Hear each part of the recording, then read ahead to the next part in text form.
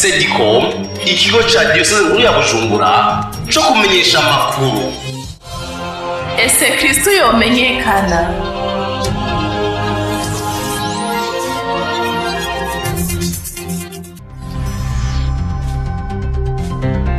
Amakuru mu Kirundi mushikirizwa na Sedicom.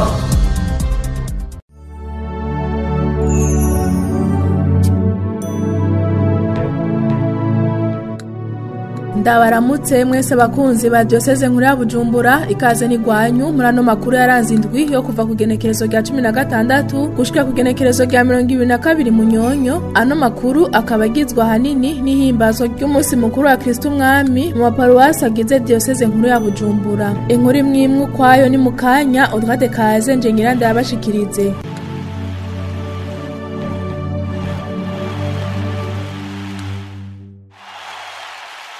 Ndasuye kubaha ikaze. Ano makuru tuyahere mu gisata c'ukwemera. Abakristu bo kw'ishuri Itabariro ry'Igasi muri paruwasi ya Matara bazindukiye mu gikorwa c'urukundo ku munsi wa kane igenekerezo rya 19 Nyandagaro, ni mu rukurikirane rw'ibikorwa vy'igisabisho c'imisi 9 catunganijwe muri Diyoseze nkuru ya Bujumbura. Idonido na Pierre Claver Ndayisenga. Ku munsi ugira indwi w'igisabisho c'imisi 9 co kwitegurira umunsi mukuru wa Kristo Umwami, abakristu b'ishure Itabariro ry'Igasi na cane abaharukiye mu mibano Kristo igize iryo shure bazindutse bashwara ingo z'abatishoboye mu ntumbero yo gukora ibikorwa by'urukundo nk'uko imigirwa y'isho gisabisho c'imisi 9 yabitegekanya. Abo bakristo barafashije abandi ibikorwa bitandukanye na cane ibikorwa byo mu mirima. Hari n'abandi bagiye baraca ku ngo z'abatama n'abatamakazi ndetse bongera basuhuza n'abarwaye mu ntumbero yo kubasabikanira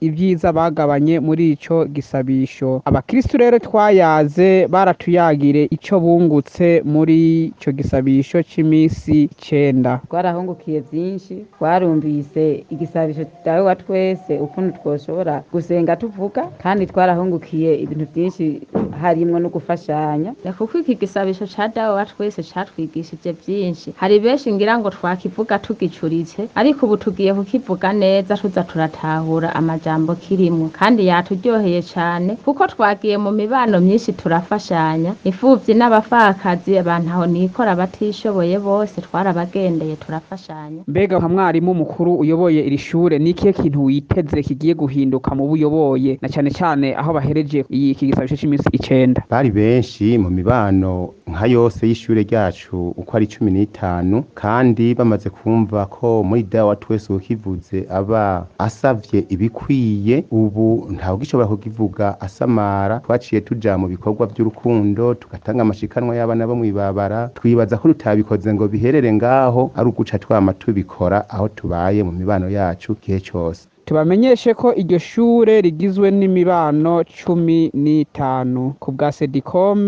Petero Karaveri Ndayisenga, paruwasi Matara. Arakoze Pierre Claver Ndayisenga. Ku munsi w'Imana igenekerezo rya 22 Munyonyo, abakristu bo kw'isi yose bari mu gahimbare ko kwigina umunsi mukuru wa Kristo Umwami. Hano muri Diyoseze nkuru ya Bujumbura uwo munsi mukuru warahimbajwe. Mu maparuwasi agize intara y'ubutumwa ya Gihosha nko muri paruwasi yitiriwe Yohane Batista Mweranda, uwo munsi mukuru waranzwe no kwiginana hagati y'abari mu mihari n'imigwi. Idonido na Emmanuel Ndagijimana. Uwo munsi mukuru warorukiyemwo imigwi n'imihari isanzwe irangurira ubutumwa muri paruwasi nyene, mu gihe yari yatangiye gutunganywa inkino z'umupira w'amaguru zahujwe imigwi n'imihari nyene mu magenekerezo ya 14 Munyonyo muri uno mwaka turimwo. Izo nkino zikaba zarangiye ku ntsinzi y'imigwi w'abaskuti witwa Saint Ignace de Loyola. Aloyize Banchimisi, umwe mu batunganije uwo munsi mukuru, akaba ari n'icegera c'urongoye imigwi n'imihari muri iyo paruwasi nyene, aratumenyesha intumbero y'ugo rubanza. Tumukurikire. Twebwe mu gutunganya uno munsi mukuru wa Kristo Umwami twatangure ku bintu by'inkino kugira duhuze imihari n'imigwi, duhuze abari muri paruwasi kugira bamenyane, kandi benshi barahimbawe cyane. Rero izo nkino rero mu kuzisozera twashe dushima gusozerera hamwe kuri uno munsi mukuru wa Kristo Umwami, ni naho twatanze n'ubushimwe bw'abageze izo nkino, abarushije abandi. Twahimbawe cyane no kuba turi hamwe, byatumye n'ubu tugira ubumwe kurusha, kuko twasangiye agacupa, turasangira n'ibifungurwa, tuba mu bumwe budasanzwe. yego yaratumenyesheje ko imihari yose yavyitavye ku rugero rushimishije dusubire tumukurikire. nukuri imarezi dufise hano kuri paruwasi ya Batista Mweranda yose yaje nta mari n'umwe wasivye. Iradukunda Tite umukristo twaganiriye aratumenyesha akanyamuneza afise kuri uwo munsi tumwumvirize. Ewe nk'umunyamugwi akongera akaba nk'umukristo asengera ngaha kuri paruwasi urumva ko akamwe mwese nshobora kukabura kubera uyu munsi mukuru wa Kristo Mwami uratwibutsa ubukuru bw'uwo mwami wacu ariwe Yezu Kristo. Urumva biratuma tumwiyumvamwo tukamenya n'uwo ari we na cane cane mu nsiguro umusaseredoti aheza agasigura. Birahimbaye kubona abarongoye paruwasi biyumviriye yuko bogira akantu kaduhuriza hamwe nk'abanyamigwi kugira ngo duhurire hamwe twiyumva nemwo biturutse kuri uwo munsi mukuru wa Kristo Mwami. Aho twamenyesha ko uwo munsi mukuru ryari rya mbere utunganijwe ngaho muri paruwasi nyene, paruwasi ya Batista Mweranda. Emmanuel Ndagijimana ku bwa Sedicom. Arakoze Emmanuel Ndagijimana. Muri paruwasi Gatumba neza na neza ku ishuri tabariro rya Kinyinya Kajaga ariho naho patiri mukuru wa paruwase Patiri Martin Ibitanga yahereje inkuka y'imisa bashimye gusangira ku kanyamuneza n'aboro babo mu kubaronsa ibifungurwa. Ku ishuri tabariro rya Rukaramu naho abari mu migwi n'imihari inyuma y'inkuka y'imisa bahuriye mu rukino rw'umupira w'amaguru wahuje imigwi ibiri y'abaririmbira-mana. Inkuru twashikirijwe na Emmanuel Nsabimana. Mu ntara y'ubutumwa ya Buhonga muri paruwasi Karinzi uwo munsi mukuru wa Kristo Mwami waranzwe no kunguka umukristo mushasha. Idonido na Oscar Ntunzwe n'Imana. Mu birori vy'umunsi mukuru wa Kristo Mwami nyakubahwa Patiri Alenio Ngabo yarakiriye icese umukristo mushasha Lidwina Iranezereza yahora asengera mu idini ry'Abapentekote, akaba yaronse ibatisimu y'agateganyo bita baptême sous condition kuko atakete ryavuye aho yahora asengera ryemeza ko yoba yarabatirijwe. Ubu akaba aharugwa mu gitigiri c'abakristo bari muri ekleziya yo mu Karinzi. Inyuma y'inkuka ya misa twaramwegereye maze aratubwira uko yiyumva. Numva ndyohewe kuko mbaye mu muryango w'Abimana, kuko iyo ngenda atakinshingira intahe naho vyombabaza cyane. Muri make ntaco ndabigaya kuko nubwo iyo nari narabatizwa ibi navyo maze kubishikamwo baranyerece uko bikurikirana uko bimeze, nyumva nta kindi ndabigaya gushikaho bigera ku rugero wabonye vyagezeko. Twaregereye kandi nyakubahwa Patiri Alenio Ngabo aratubwira icatumye bamwakira. Tuze kwakira muri Ekleziya Katolika uno mukristo mushasha mubonye, yatubwiye yuko yarasanzwe akoboka mu idini ry'Abapentekote ariko nta cemezo cuko yari yarabatirijwe yarafise, ico gituma twamuhaye ibatisimu y'agateganyo. Ibatisimu muri Ekleziya murazi ko twemera ibatisimu imwe rudende, no kugira ngo nimba atari yarabatirijwe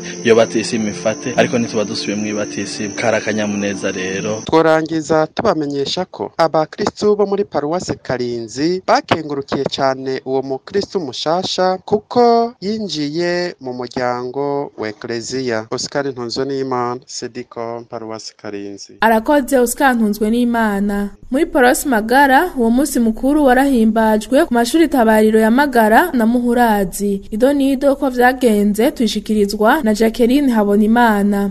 Paruwase Magara bakaba bawuhimbarijwe ku mashure abiri Magara na Muhurazi, aho hose hakaba hagiye harahurira amashure 8. Kw'ishure rya Muhurazi hatanguye urugendo imbere yuko haba inkuka ya misa yatanguye igihe cy'isaha 4:30 ikaba yaherejwe na patiri mukuru wa Paruwase Magara Innocent Banjatuyaga. Musiguro yiwe ijambo ry'Imana yagize ati umukristo nuwemera nibimugoye akavyemera akigana Kristo we yatubereye inzira y'urukiza. Inkuka ya misa irangiye haciye haba isangira mutima ku mihari n'imigwi yose kugira bashishikare bigina umunsi mukuru wa Kristo Mwami. Patiri mukuru wa Paruwase Magara yarashimiye abakristo bo kuri ayo mashure ingene bateguye umunsi mukuru wa Kristo Mwami. Tumwumvirize. Nagashime ingene mwateguye iwanyu uyu munsi mukuru wa Kristo Mwami, aho imihari n'imigwi yo ku mashuri 3 bahurira hamwe hama bakagira amasoamana aryoshe nka kurya idesire yaryoshe itunganijwe neza. Ufashe dukengurikira ababiteguye abakondinateri bo mu Kavumu, Muhurazi na Kagoza n'abandi. Jacqueline Habonimana ku bwa Sedicom, Paruwase Magara. Tugushimire Jacqueline Habonimana. Tukiri mu ihimbazwa ry'umunsi mukuru wa Kristo Umwami, tuje mu ntara y'ubutumwa Mikayeli Mweranda, aho Trinide Dusabe atumenyesha uko wahimbajwe muri Paroisse Cathedrale Jenamundi.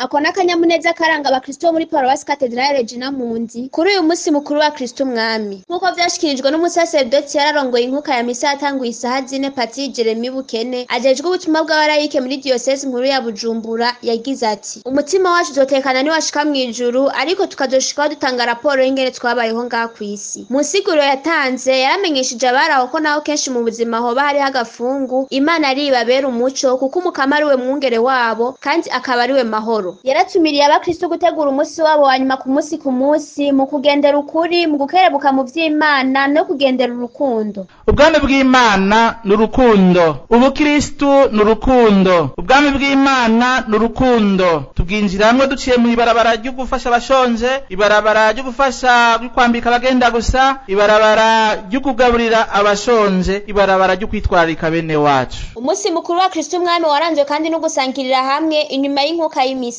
Patiri mukuru Felix Fupi yarashimye ico ciyumviro co guhura bagasangira utwo bafise, ati ni ikimenyetso gihambaye. Acagira ko abakeza ku butumwa bwose barangura muri paroisse baranguye muri uwo mwaka wa liturujia. Ndabakengurukire kuri ubwo butumwa, ndabakengurukiye ingene muri nahaza Kristo Yezu Umwami wacu, mu kumukorera, mu kwitanga, mu kwihebera bene wanyu. Ndabakengurukiye kuko mutaranguye ubwo butumwa erega Eklezia ntiyobaho. Nakandi ko gusubira kuzirikana iteka n'ibanga ry'umukristo w'umurayiki, kuko ku butumwa bwose nubwo abarayiki. Kandi turashima intambwe tubona abakristo b'abarayiki bagezeko mu gutegera ikinyegezwa cya Eklezia n'uruhara babwirizwa kugira. Ivyo nivyo biseruka rero muri iyi migwi yose y'ubutumwa. N'abandi bashikirije amajambo nka Patiri Jeremy Bukene n'urongoye urwego nyobozi rw'imigwi n'imihari y'ubutumwa barateye intege ubutumwa bw'abarayike. Uwo munsi hari hitezwe ko inzego ibikorwa vyakozwe mu nyandiko n'amategeko amwe bitangazwa, ariko ntivyabaye. Patiri mukuru yaramenyesheje ko bakirindiriye kubera impinduka ziriko ziraba ku rwego rwa diocese. Trinide Dusabe, Paroisse Cathedrale Jenamundi ku bwa Sedicom. Arakoze Trinide Dusabe. Patiri Kingsley Njimogu wo muri Paroisse yitiriwe Augustin Mweranda yasavye abakristo kugendera urukundo mu kwigana Kristo Umwami. Idonido na Alexis Niyonkuru. Paroisse yitiriwe Umweranda Augustino ikaba yarahimbaje uwo munsi mukuru. Mu nyigisho Patiri Kingsley yahereje abakristo akaba yarabasavye kurangwa n'urukundo, umutima w'ikigongwe, bakigana Kristo Umwami ko ariho bazoba bariko bakwiza ubwami bwiwe. Akaba yababwiye ko baje gusenga kugira ngo baronke imihezagiro, bongere baronke inema y'Imana ibagira intore,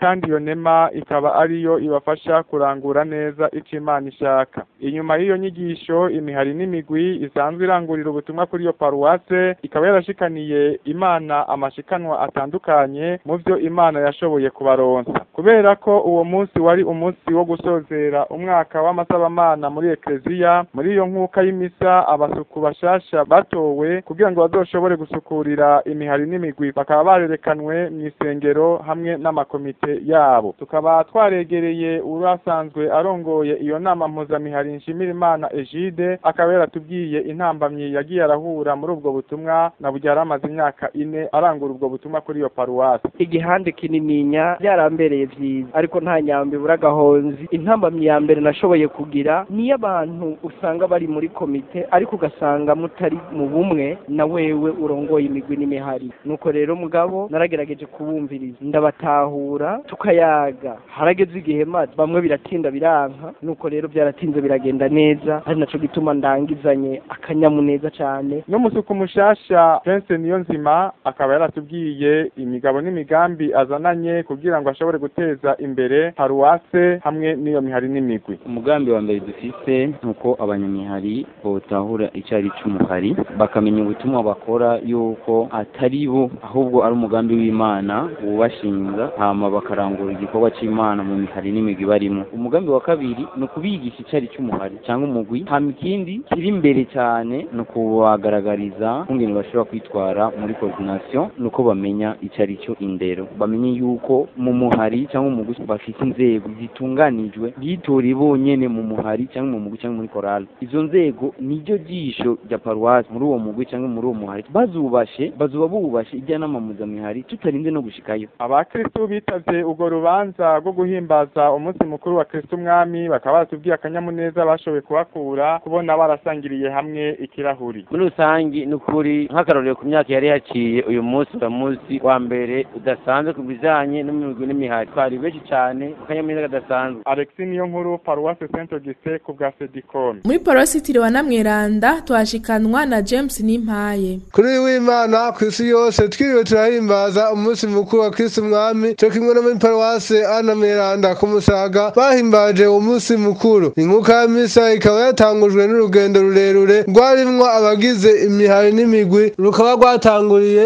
ku bitaro vy'ababikira bene Mukama, indirimbo dusamirana hamwe n'abari mu muhari wa Kiro. Inkuka ya misa ikaba yarirongowe na nyakubahwa Patiri Hermes Nkunziza arongoye imigwi n'imihari muri Paruwasi Ana Mweranda. Mu nsiguro yiwe Patiri Alexandre Gashirahamwe yaribukije abari aho ko Yezu Kristu ari umwami w'abami. Muri iyo nkuka ya misa habaye ukurungikwa mu butumwa abatowe mu makorale muri coordination hamwe n'abagize urwego rw'itumatumanako amakuru muri Paruwasi Ana Mweranda. Inkuka ya misa igiye kurangira, umwe mu batowe ngo arongore coordination aragaragaza akanyamuneza afise aho anakengurukira abasaserdoti. Jewe numva mfise umunezero ku buryo mbona ataho nohera ngo ejo nohera ko mu gukengurukira abasaserdoti b'Umukama bagiye barafasha cane cane mu butumwa butandukanye dusanzwe turimo. Rero dufashanije na biro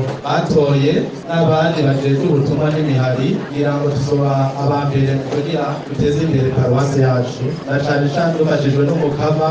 Coordination ni urwego waje kugira ngo ruhuze bunge ubucuti hagati y'imihari n'amakorale. Iyo ntumbero iyo rero nyatugiye kubandangirizako, na cane cane tubikoranye urukundo ruva ku Mukama wacu. Rero nizeye ko muri ubu butumwa turonse uyu munsi tugiye kuzaturumvikana n'abandi. Nosoza ndamenyesha ko kuri uwo munsi mukuru wa Kristo Umwami kwa Saint Cecilie yari rumanije neza yubile y'imyaka 50 irangurira ubutumwa. Hakaba kandi haratanzwe n'ishikanwa ridasanzwe kugira ngo babandanye bubaka inyubako y'abakristu bazoranguriramwo ubutumwa. Muri Paruwasi Ana Mweranda, Nimpaye James kubw'ikigo kijeje kumenyesha makuru Sedicom muri diocese nkuru ya Bujumbura. Eka no muri Paruwasi Mikaeli Mweranda, Claver Kayoya aratubwira uko uwo munsi mukuru wa Kristo Umwami wahimbajwe. Kuri uyu w'Imana igenekerezo rya 22 Munyonyo umwaka wari umunsi mukuru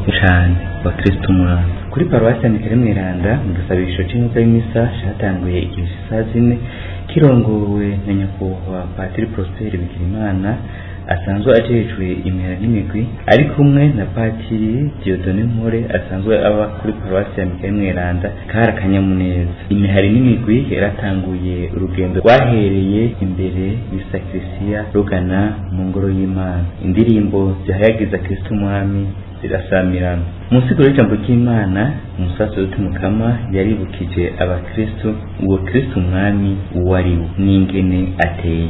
Reka tumutege yombi. Tumwazirana turi munsi biradufasha gutegera urukundo rw'Imana, ko urukundo ari rwo bwami Yezu yazanye ku isi, yaje ku isi kugira ngo atsimbataze ubwami bw'urukundo. Abantu bamenye ko Imana yabakunze, bamaze kumenya ko Imana yabakunze nabo bakundane hagati yabo. Inyuma y'insiguro y'ijambo ry'Imana, igisabisho cy'inkuka y'imisa cyarabandanije.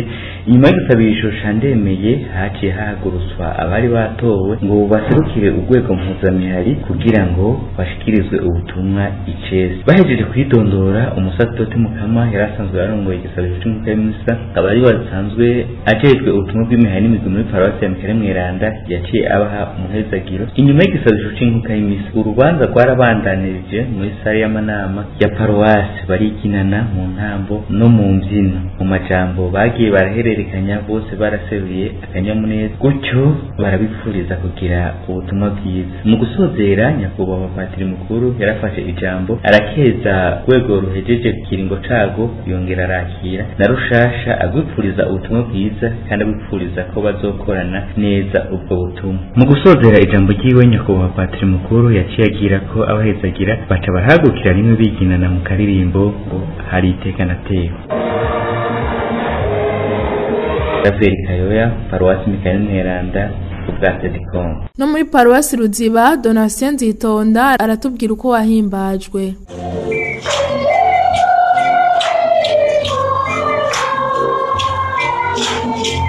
Aho mwumva ni mu nkuka ya misa yo kuri paruwase yitiriwe Umweranda Mama Teresa w'ikarikuta yo mu Ruziba, aho umunsi mukuru wa Kristo Umwami wahimbajwe nk'uko bitegerezwa muri Ecclesia. Hakaba ari hatanguye igisabisho cy'iminsi 9 neven cyo kwitegurira neza uyo munsi mukuru. Umunsi mukuru nyezina wa Kristo Umwami ukaba waranzwe n'ibintu bitandukanye mu nkuka ya misa, aho abahurikiye mu muhari wa Shomstat bahereje amashikanwa yabo, ndetse n'abari mu muhari wa Kiro bararirimba ururirimbo ruhayagiza umuhari wabo. Ico benshi batari biteze nuko mwijambo patiri mukuru wa paruwase Ruziba yashikirije, yamenyesheje yuko kuva ubu havutse umuryango w'abasaseredoti b'inyigisho Rukristo muri paruwase Ruziba. Ni mu gihe naho bari basanzwe ariho barangurira ubutumwa, atariho bari basanzwe barara, ariko ubu ngo bikaba bihindutse. Kwirikira patiri mukuru wa paruwase Ruziba, Patiri Petero Karaveri Gacumu, ahatubwira icari caratumye iyo ngingo iteba. Ikidutumye cyane cyane no kubona ko n'abakristo ariko riyongera muri paruwase kandi bakene mutse dutababa hafi mu gihe bamukenereye.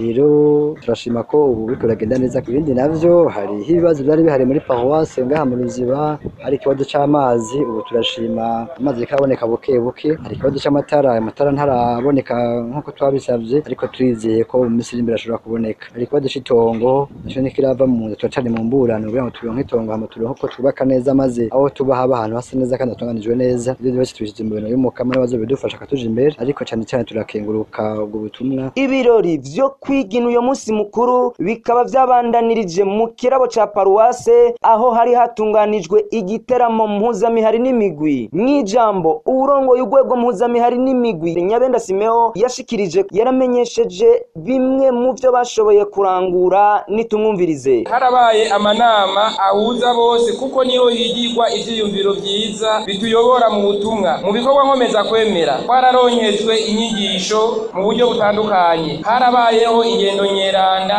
ku mihari n'imigwi imwe imwe. Haratanzwe kandi n'indagano ku mihari imwe imwe. Mwomenye yuko imihari n'imigwi rero ikaba igiye gufashwa na Patiri Deus Nzambimana, akaba asubiriye Patiri Emmanuel Nkengurutse, wewe agiye kuba umukuru w'abasaseredoti b'inyigisho Rukristo muri paruwase Ruziba. Donatien Nzobonimpa, Sedicom, paruwase yitiriwe Umweranda Mama Teresa w'ikarikuta mu Ruziba. Mu ntara y'ubutumwa ya Muramvya muri paruwase Gasura, patiri mukuru waho Patiri Pierre Claver Ntahondereye yaramenyesheje abakristo inkomo ko y'uwo munsi mukuru. Ni inkuru ya Oswald Manirankunda. Naho kanyamuneza muyumvira karangwa muri paruwasi yitiriwe abamatiri Buganda yo mu Gasura kuri w'Imana igerekezo rya 22 ukwezi kwa11 uyu mwaka, aho bariko bahimbaza kumwe na Ecclesia yose umunsi mukuru wa Kristo Umwami. Abaririmbira Mana nabo bagahimbaza uyu munsi nyene, umunsi bibuka umuvunyi wabo Sisilia Mweranda. Ivyo birori bidasanzwe muri nkuka ya misa yabereye muri paruwasi Gasura bere vyatewe iteka na nyene cubahiro umukuru w'igihugu cacu c'u Burundi Evariste Ndayishimiye, umutambukanyi wiwe n'ibibondo vyabo, kumwe n'abashitsi benshi biteka, tutibagiye n'imvukira nka zose za paruwase Gasura. Nkuko ya misa yabereye mu ivyo birori yari yobowe na patiri mukuru wa paruwase Gasura, Patiri Pierre Claver Ntahondereye, patiri ajeje imihari n'imigwi muri iyo paruwase, Patiri Ndetse Ndayikengurukiye, hamwe na Patiri Elize. Mu nsigo y'ijambo ry'Imana, patiri mukuru wa paruwase Gasura ari nawe yarayoboye nkuko ya misa yabereyemwo ivyo birori yagize ati Kristo ni umwami n'umukiza n'umucamanza wacu. Yongera aramenyesha abakristu iyo uyu munsi mukuru wa Kristo umwami ukomoka, ingene uwo mwami duhimbaza ameze n'ico azofatirako mu kuducira urubanza. Kuva mu ntango ya Ekleziya mbere n'imbere yaho hamwe hari abantu bashaka kwigira utumana canke ibimana ngo babasenge. Abemera Imana rero b'ico gihe baca bajuragirika mu gusenga, bakibaza ati mbega tubandanye dusenga aba bahambaye bigize Imana canke tubandanye dusenga ya Mana ko yakura bene Israeli mu buja. Niho rero nyene ubweranda Papa Pio w'11 yashinga umunsi mukuru wa Kristo umwami mu mwaka w'igihumbi kimwe amajana 950 ashaka kwemeza ko Kristo ari umwami wa bose na vyose. Nkuko ya misa imaze kurangira mwijambo umukuru w'yashikirije n'icubahiro umukuru w'igihugu cy'u Burundi Evariste Ndayishimiye yasavye abakristo ba Paruwase Gasura gukura amaboko mu mpuzu bagakora ngo bashobore kubaka iyo ngoro y'Imana. Agirako ndetse agenda aterereye ugubaka gw'isengero ya Paruwase Gasura imifuko amajana 2 y'isima ku bwa Sedikome Paruwase Gasura Oswald Manirangwa. Muri Paruwase Kiganda Jean de Dieu Ndizeye aratumenyesha uko uwo munsi mukuru wahimbajwe.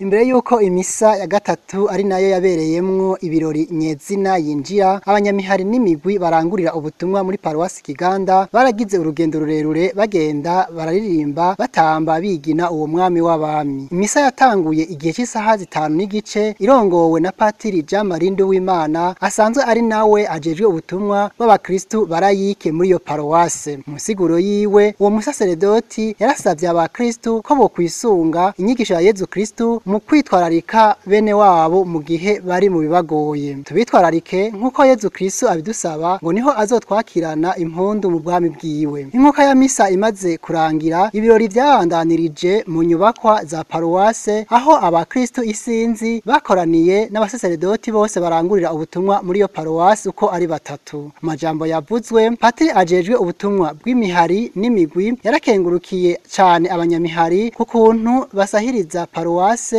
mu kuyifasha mu bikorwa vyayo. Eka na Patiri mukuru yarabashimiye agira ko arabemerera ko nibagira umwete mu mwaka uza bazohimbariza umunsi mukuru wa Kristo umwami mu nzu nshasha y'amanama. Ivyo birori vyarangiye mu kanyamuneza ntangere kuri bose. Ku kwa Sedicom Ndizeye Jean de Dieu Paruwasi Kiganda. Urakoze Jean de Dieu Ndizeye. Eka no muri Paruwasi Munanira tuhashikanwa na Gordien Kanyegeri atubwire uko uwo munsi wahimbajwe. Mu gihe imisa ya Kristo umwami yarirangiye haciye haba defile y'agakura y'abanyamihari nyene yarangijwe n'udukino twateguwe nabo. Hagati yaho twegereye abakristu bamwe baratubwira uko biyumva n'ico bungutse gishasha kuri umunsi mukuru wa Kristo umwami. Igishasha nungutse ni inyigisho twarose. Bo nacungutse njanye insiguro n'inyigisho mu muryango w'ivyo ntahora nkurikiza mu muryango. Ewe niyumvise ko ndi umuntu aremye ko umwami wa bose asanze ari wakora ibintu bitangaza abantu bose babaye kubwiwe igihugu cyose kimerewe neza kubera Yezu Kristo.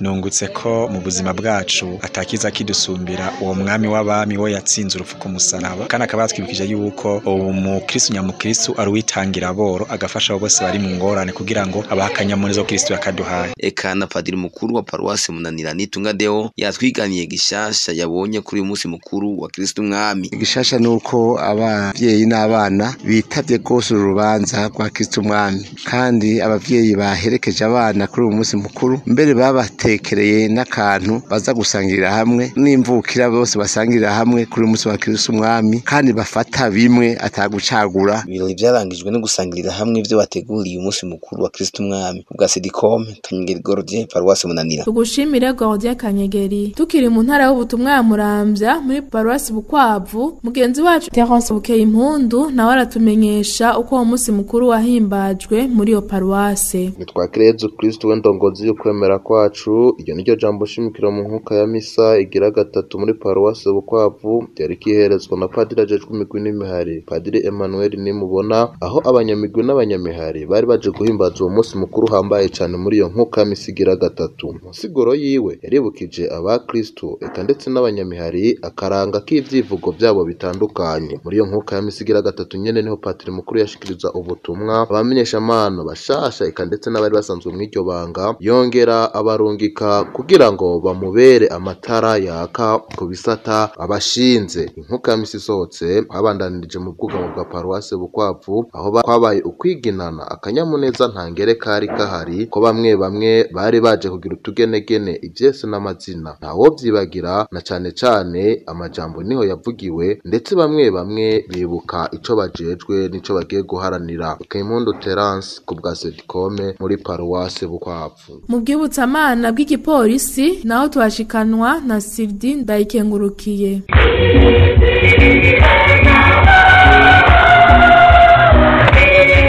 Ako karakanyamuneza mu paruwase yo mu bwibutsamana bw'igipolisi c'u Burundi aherereye ngaha mu gisagara ca Bujumbura. Twobaha nk'akarore nko muri paruwase Mushaha Mweranda wa Yezu no muri paruwase yitiriwe Umweranda Martino hamwe na paruwase yitiriwe Umwamikazi w'amahoro Regina Pacis muri Sokarti. Nko muri paruwase Mushaha Mweranda wa Yezu, Felix Bayikorere aratwiganira ingene uwo munsi mukuru wa Kristo Umwami uko bawuhimbaje. Nitumwumvirize. Uwo munsi mukuru ushitse twari tuwiteze aho dusozera umwaka w'ubutumwa w'umwaka w'ibihumbi 2019 n'umwaka w'ibihumbi 2020, aho twashiwe kurangura ubutumwa bw'imihari n'imigwi. Muri uku gusozera umwaka rero turabira hamwe ivyo twaranguye, hama tukisuzuma tugaga kuntu twakoze ubutumwa, tugaca tubona ingene twokosora aho byo bitagenze neza kugira ngo dushobore gutangura uwundi mwaka w'ubutumwa. Eka no muri paruwase yitiriwe Umweranda Martino, umukristo nkuru nziza Godefroid nawe nyene aratubwira ico uwo munsi mukuru inema wama umuha, nawe nitumwumvirize. N'umunsi mukuru mwiza cyane uheza umwaka wongera utangura umwaka. Umuntu yamashima ku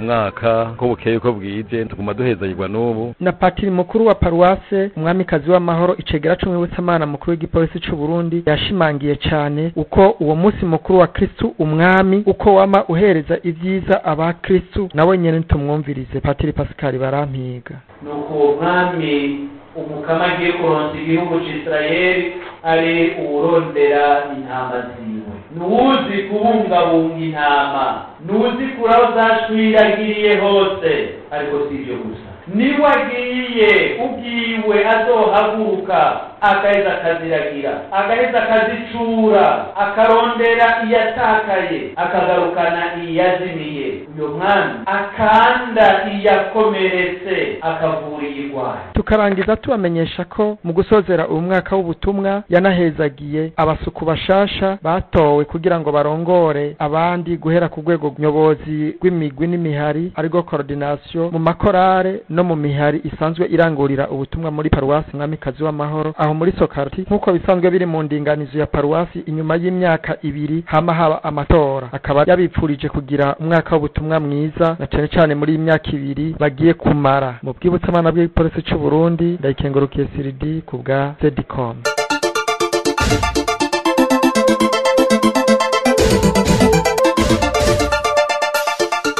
Tubandaniriza no makuru mu gisata c'ibidukikije. Mu gihe uruzi Impanda rwataye inzira rukaba rwimirije kuvogera igisagara ca Rukaramu kiri muri komine Mutimbuzi, ikibuga c'indege n'indimo z'imiceri, umushikiranganje wo gutwara ibintu n'abantu yarishikiye kuraba ko bimeze ku munsi wa gatandatu genekerezo rya 2021 Munyonyo, ari kumwe n'urongoye umugwi wo gukinga no kugwanya isibe n'ibiza hamwe n'umuyobozi mukuru w'ikibuga c'indege mpuzamakungu Melchior Ndadaye. Idonido na Emmanuel Sabimana. Ugo rugendo rwari rwo kuraba aho ugo ruzi Impanda ruteye kwegereza ikibuga c'indege n'igisagara ca Rukaramu kihegereye. Umushikiranganje yasanze abo bene gihugu barafashe mu minwe ico kibazo c'urwo ruzi rwataye inzira, rukaba rwimirije kubasiga ku ngoyi mu kwegeranya uburyo bwo gukota imashini yofasha muri ico gikorwa. Mwijambo ryiwe Imakire Ndabaneze, umushikiranganje wo gutwara abantu n'ibintu, yashikirije ko yahagaritse byose kugira ngo yifata yifatanye n'abenegihugu ba Rukaramu ku kibazo co guha inzira uruzi impanda. Kubwiwe abona ko ico kibazo atari gito,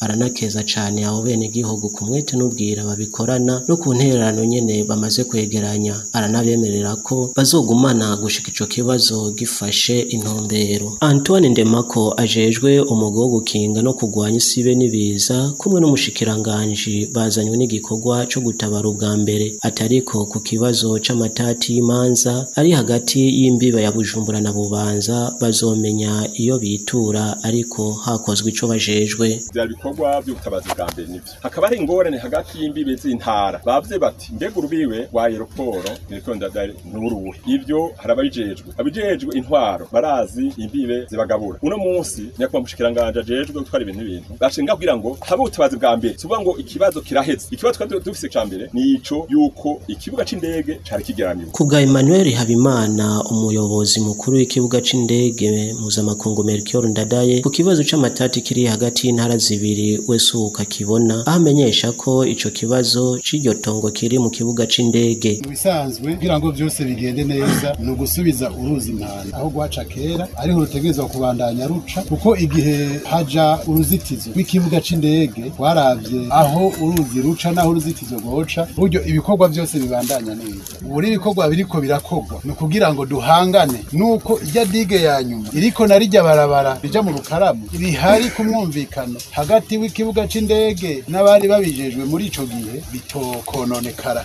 Rero dukoze icihuta gusa dutegeza rero kwicara tukerekana neza tugasubiza uruzi impanda iyo gwaca gutyo tukaba tunakoze ibwirizwa ryacu ryo gukingira ikibuga c'indege. Turangize tubamenyesha ko hari hasigaye imetero 500 ngo rushware mu ngoro y'Imana yo kwishura itabariro rya Rukaramu riri muri paruwasi ya Gatumba mu gihe hatogiwe ikozwe vuba bwango. Umushikiranganje akaba yasize imashini yatanguye kuruha inzira muri paruwasi ya Gatumba.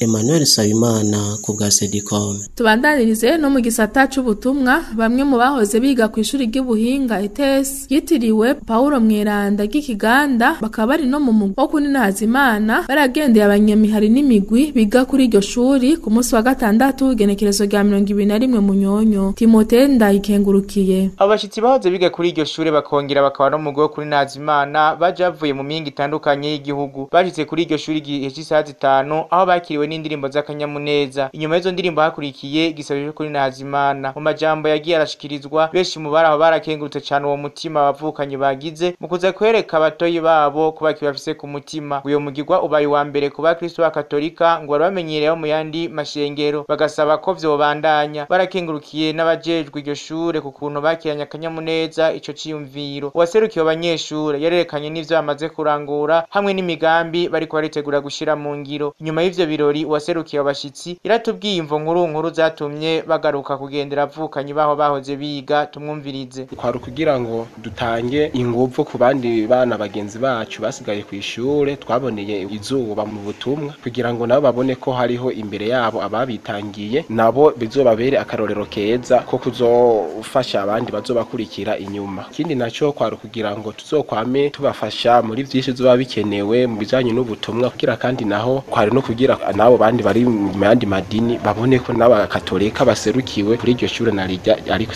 convention katolike. Yagiriye ko atubwira n'imigambi bariko barategekanya kuri abatoyi babo. Dusubire tumwumvirize. Tuzogerageza uko dushoboye kose kugira ngo ntihazagire ikintu na kimwe bijanye n'ubutumwa kizodupfana cyane kizopfa mu byo bazoba bari bateguye ngo nuko babuze uburyo canke iki canke kiriye. Eka nabo banyeshure bari bagendewe baratugaragarije akanyamuneza kingene biyumva tubatega amatwi. Twaraye ntibuca kuko kumva tugira dutegwe iteka ryo kubona bamwe mu badutanze imbere baciye kuri ino shure mu kwemera kwacu baza kudushigikira. Twavyakiriye neza rero bimwe bidasanzwe. Natwe twakengurutse cyane ukungene abavukanyi bacu batweretse ingene twomenyera mu butumwa ngaha muri ETS, ingene bagarutse kuza kuturaba bakatwibutsa gwa rukundo babandanije kutwigisha. Tubamenyeshe ko iryo shure ari rimwe mu mashuri abiri yisumbuye yegukira Ecclesia ari muri Paruwasi Kiganda, ikaba ryitiriwe Paulo Mweranda. Icivugo umugabo ariko aragendera ko muri uno mwaka ni kuko ibatisimu twahawe yatugize abana b'Imana n'abana b'Ekleziya twese hamwe tugire urunani mu kumenyesha inkuru nziza ku ishure ry'ubuhinga ryitiriwe Paulo Mweranda ry'Ikiganda. Timote Ndayikengurukiye ku bwa Sedicom. Ku munsi wa kane igenekerezo rya 19 Munyonyo urwego mpuzamihari n'imigwi go muri paruwasi yitiriwe Stefano Mweranda yo mu gipolisi mu Kanyosha rwarifatikanije na Caritas yo muri iyo paruwase mu gufasha abantu ba mikoro make bangana 31. Eraste kubw'Imana. Ubwo rwego mpuzamihari n'imigwi rifatikanije na Caritas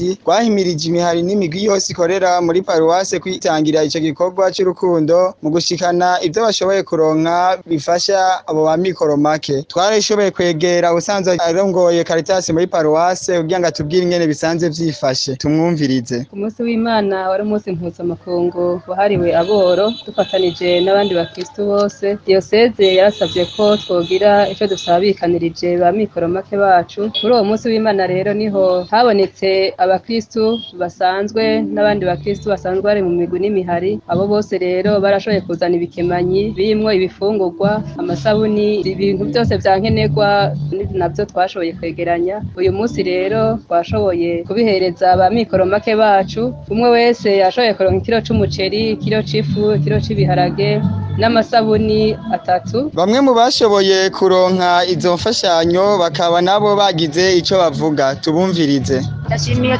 Caritas yatwitayeho igashobora kudufungurira twebwe aboro.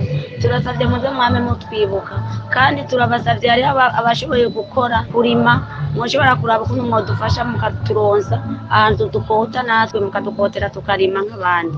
Turakengurutse cyane Caritas yahaye kuri paruwasi Stefano Mweranda batayeho gose cyane ba mikoro make abatishoboye abamugaye abagwaye. Turashimiye gose cyane gose n'ukuri uko mwatwitayeho na hirya y'ejo n'ejo musubire kandi mugume mutwitaho. Kubw'Imana Eraste paruwasi Stefano Mweranda iri mu ikambi y'igipolisi ku bwa Sedicom. Abanyeshuri b'abakatolika biga muri za kaminuza ziri mu gisagara ca Bujumbura barahuriye hamwe ku munsi wa gatandatu genekerezo rya 21 Munyonyo kuri Cercle Saint Michel ngo basozere umwaka w'ubutumwa w'ibihumbi 2019 ushire umwaka w'ibihumbi 2020 kakaba kabaye n'akaryo ko kurungika mu butumwa abasuku bashasha. Idonido na Alex niyo nkuru. Ibirori by'uwo munsi bikaba byari byatangujwe n'inkuka y'imisa yaherejwe na nyakubahwa Patiri Bukene. Muri iyo nkuka y'imisa akaba ari naho berekanye abasuku bashasha batowe bagiye gusukurira uwo muryango w'abanyeshure biga mu za kaminuza zitandukanye bafatikanije na komite batoye. Inyuma y'inkuka y'imisa Patiri Bukene asanzwe ajejwe ubutumwa bw'imihari n'imigwi akaba yaratubwiye icatumye bahitamwo kurungika abo basuku bashasha mu butumwa ku munsi wa gatandatu. Twari kubigira ejo twiko tuhimbaza n'umunsi mukuru wa Kristo Umwami mugabo kubera abanyeshuri benshi bataba mu bigo vya kaminuza baba mu miryango rero no mu maparuwase bakaba bafizeho n'ubutumwa ibikorwa barangura twarashatse kugira kubaha uburyo budavuna ngo tubane bongere baze mu maparuwase ejo bazaba ari mu maparuwase rero hamwe n'abandi bakristo kuko abanyeshuri icyo dushaka ko bamenyera nuko batamenyera ko abakristo badasanzwe oya bari mu maparuwase kandi paruwase ni wo muryango bifuza ko baza baramenyera kubana n'abakristo bo mu maparuwase bakuru canke batoya. N'umusuku yarasanzwe asukurira uwo muryango Guy Michel Ndayikeje akaba yaratubwiye ingene yabonye ubwo butumwa n'ingene yabukoze asanzwe ari umunyeshure umwaka wose. Nabonye buno butumwa ubwo butumwa rero buraranguka iyo abantu bawushinzwe bahejeje bagashira muzirikanye yuko bashinzwe umuryango. Urongoye umuryango mpuzama kaminuza arishimikiza abarongoye ibigo hirya no hino by'abakatolika mibano yabo makaminuza atandukanye. Uko nabonye ubwo butumwa buranguka mu bumwe nabo buranguka mu gusangira ijambo nabo mu kubumviriza no mu guheza umuntu akabashikira mu byo bawe ko barakora.